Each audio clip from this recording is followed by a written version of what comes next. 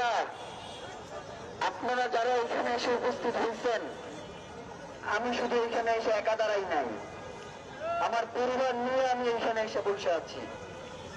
যার কারণে আমার পরিবার বাসায় বসে ঘুমাবে আর আপনারা এখানে বসে বিচার চাইবেন, এইটা হইতে পারে না। আমার পরিবারও আপনাদের মধ্যে আছে, তারাও এখানে সামিল হয়েছেন। আপনাদের একা একা ভাববার কোনো কারণ নাই। সবার কাছে কম্বলগুলো পৌঁছে দেন। এবং এই লড়াই তো আমাদের দীর্ঘ লড়াই। বিচার না হওয়া পর্যন্ত আমরা এখান ছেড়ে যাচ্ছি না।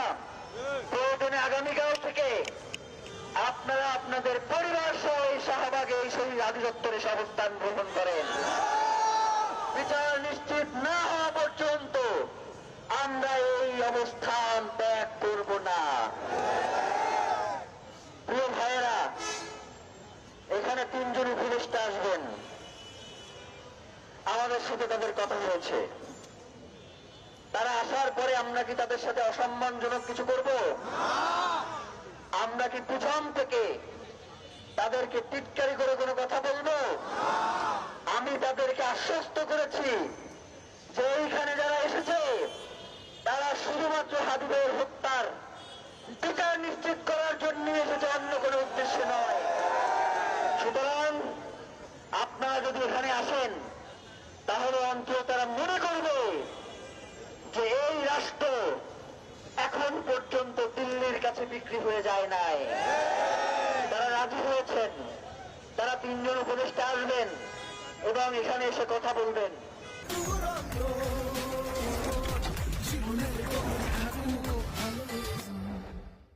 তারা যদি এখানে এসে আপনাদেরকে বলে যে অবরোধ তুলে নেন, আমরা ঘোষণা দেন না পর্যন্ত কি আপনারা অবরোধ তুলে নেবেন?